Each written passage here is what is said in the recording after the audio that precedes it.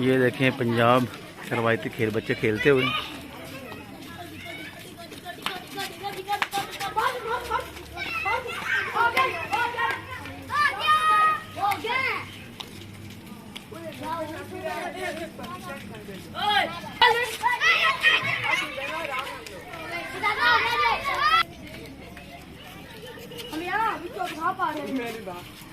शुरू करो फिर वीडियो बनानी है फिर सारे केड़ा। चलो जी महफूज पहुंच जाए।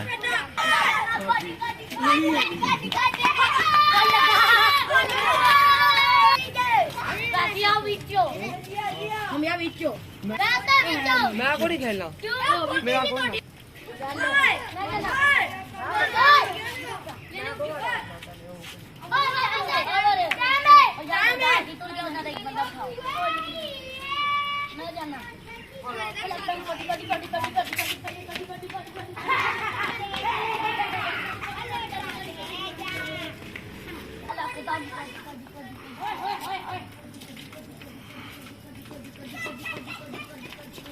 स्टैमिना भी चेक होता है ना। हाँ जी सांस कितना है बंदे का। फिटनेस वाली गेम है कह लें। रवायती बच्चों का जो कह लें कि मसले होते हैं खेल के दौरान है जी।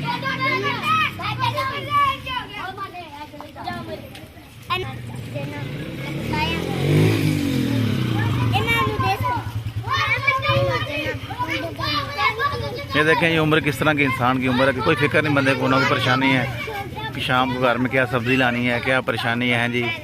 तो बच्चे मतलब तमाम जो मसरूफियात है मतलब तो यही है मतलब। ये देखें कोई टेंशन वेंशन नहीं है। अच्छी उम्र होती है ये इंसान की। तो मैं अक्सर यहाँ गले में गुजरा होता हूँ तो वीडियो बना लेता हूँ बच्चों की, ताकि आप लोग बचपन की यादें अपनी ताज़ा कर सकें। ये रवायती खेल है पंजाब का है जी।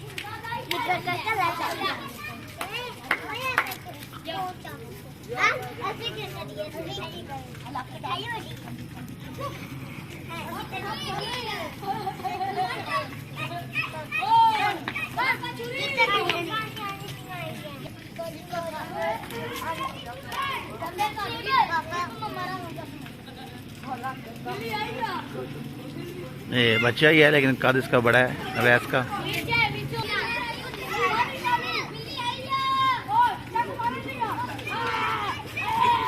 ये देखें जनाब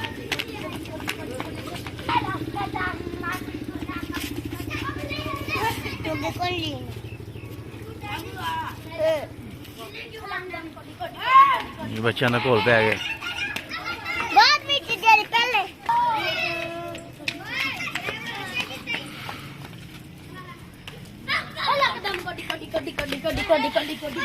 लो जी जवान कोडी पा रहे हैं। हो गया पहुंचा है मैदान में।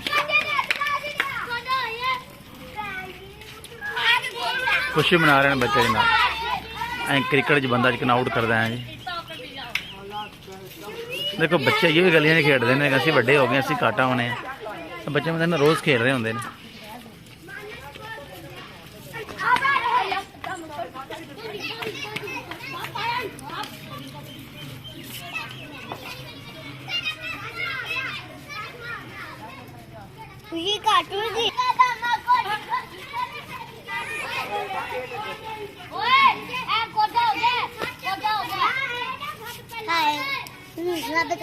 लाइव शाइव भी नाल ही हो रही है।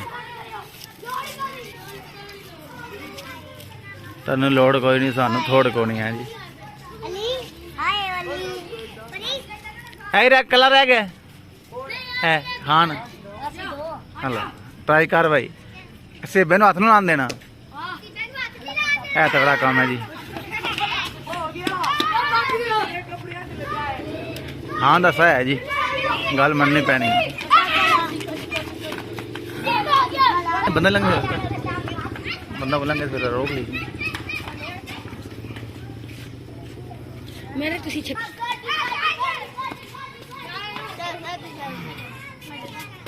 बिल्ली आई है। तगड़ा बंदा जी माना को बड्डर है।